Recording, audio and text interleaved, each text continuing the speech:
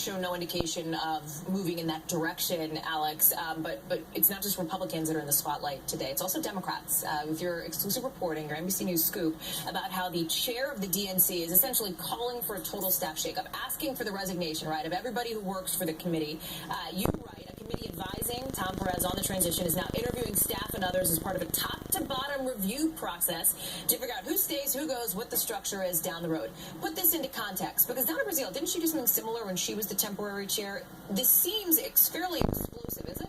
Well, this is very routine for a new boss to come in and, want to put their own people in, and they often do ask for resignation letters from everybody so they can then decide which of those letters to accept or not. But I do think the context is really important here. This comes after probably the most difficult year of the DNC in anyone's memory, with the WikiLeaks, the resignation of W. Washington Schultz, Donna Brazile, and then after years in which people felt that Barack Obama let the party kind of neglect and wither on the vine. So there's a lot that needs to be done, and there's widespread agreement on that inside the Democratic Party. So with these resignation letters, Tom Perez will be able to really remake the party. They have this kind of like a McKinsey-style thing where you come in and take a look at this and restructuring everything. So I think you're going to see staff changes, you're going to see structure changes to the organization.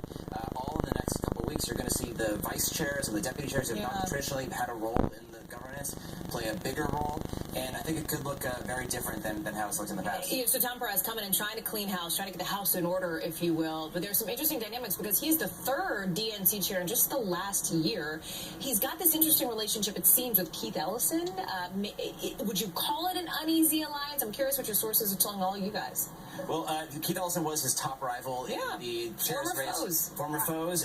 But by all accounts, and even people who are critical and who are very skeptical of Keith Ellison being brought in as deputy chair, they do say they're working together. I talked to Tom Perez about this just on Friday, and he said that Keith Ellison is an ideas factory, and it's really based on their personal relationship. They get along really well. Personally, they've known each other for a while, and he's going to be key to reaching out to the Bernie Sanders kind of wing of the party, and that's Keith Ellison's wing. Yeah, I know. I think that it's got to be anybody who watched the 2016 election closely, like we did.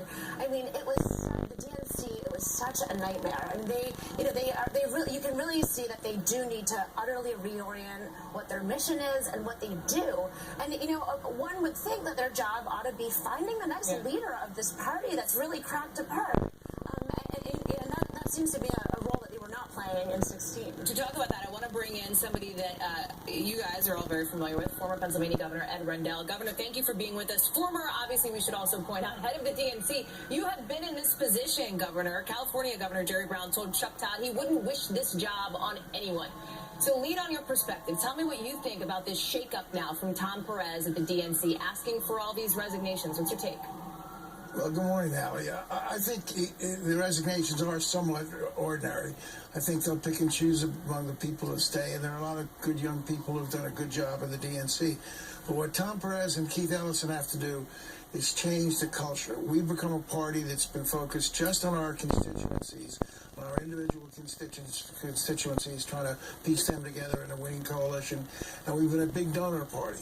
We've got to change that. We've got to reach out to the ordinary American. The reason Howard Dean was, I think, the second best chairman in party history was because he came in and innovated a great 50-state strategy. Well, we need more than an all-state strategy. We need an every county strategy. We can't ignore any county in any state. And we've got to get our message through. And our message is one that resonates. Take the health care bill. Our message is the Republicans tried to pass a bill which would have dropped 24 million working Americans from health care, and at the same time give an $800 billion tax cut over 10 years to wealthy Americans and to businesses. That is not in the interest of the average American. That's the message we've got to get to every nook and cranny in this country. Governor, I hear you talk about the way that the DNC, in your view, needs to change the culture of the party. And I got to tell you sound a little bit like Senator Bernie Sanders, who was on this network this morning talking about something very similar. Listen to what the senator had to say. Clearly, the Democratic Party needs a top-down overhaul. And that top-down overhaul means that instead of becoming dependent and being dependent on big money interest for campaign contributions, it has got to become a grassroots party. It has got to start speaking and acting and fighting for working people, for young people, people who want to transform this country. So as Tom Perez works to chart this new course for Democrats, Governor, as you listen to what Senator Sanders has to say, as you sort of think through this yourself, who as the new face of the Democratic Party. Who should that be? Well, I don't think it can be any one person right now, and I think the DNC should not get involved in trying to pick our next leader.